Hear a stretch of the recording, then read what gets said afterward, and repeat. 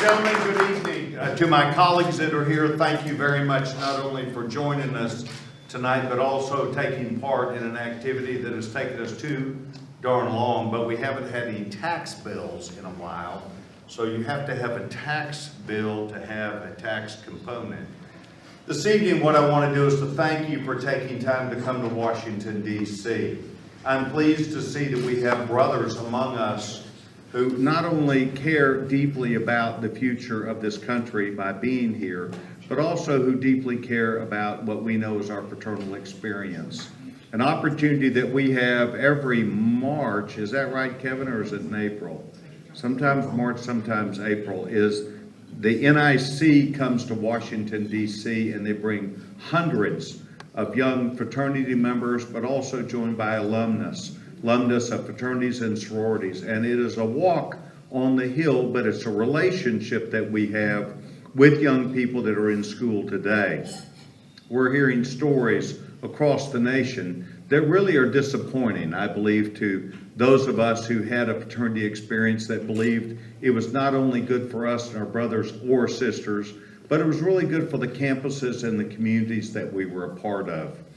It is true that our fraternities and sororities have changed with the times in many ways, but what has not changed is a commitment not only to themselves, but a commitment to academic excellence and excellence in the community, but also to make sure that their experience brings others along also. That is not always shared by college administrators who have found increasingly ways to hold our men and women off campus away from not only elected offices within college campuses, but in any representation of the university. That was a distressing message that was given to us a year ago, and it continued this year also.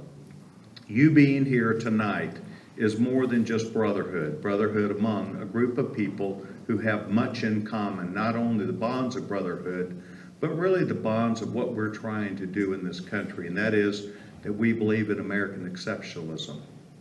We believe that what America produces is good for everybody, not just a select group of people. But more importantly, we believe that we can stand up and be a moral compass for this country. We believe we can be a moral compass that says that it's okay to have a good time, but what you've got to do along the way is make sure everybody is enriched and has the same experience that you do. The closest men, back to your chapters, you're the closest men who go back and not only tell the story about how important our fraternities are, but also how important our schools are, the basis of education, and that they need to survive. I've learned from my school, Southwestern University, which I've been able to sit as a board of trustees now for 9 years. I've learned that it's really those members of the fraternities that support the schools better than anyone else. We're the ones that are proud of not only our universities, but our chapters and the young men that come through them. So I would say to you tonight, thank you. Thank you for being here. Thank you for being around Robert and Rick and Richard. Thank you for being here with us. We actually do need you to go back to your campuses or a campus that's near you.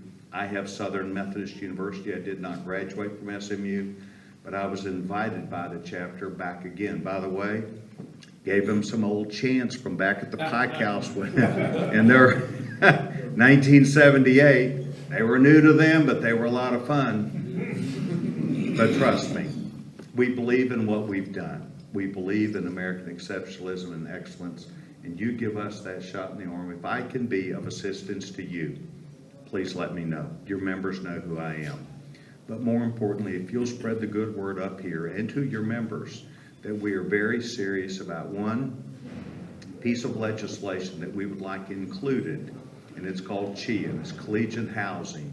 And what it does is allow a person just like you and me to give money to the fraternity as a 501c3 contribution that is specifically related to campus housing, so that those fraternities can be safe, so that we can avoid and we know this better than anybody else, our houses have 90 man years every year on them.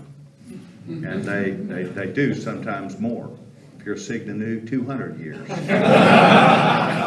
I've been in a Sigma Nu house, but trust me, it is for safety and security at a time when our fraternities are gathering young men who many times do not have parents who can afford it, whose parents really might not understand the fraternity experience. But we're reaching out to young men of all colors and all backgrounds and all races to be our brothers. And so this is not about a selective group of people.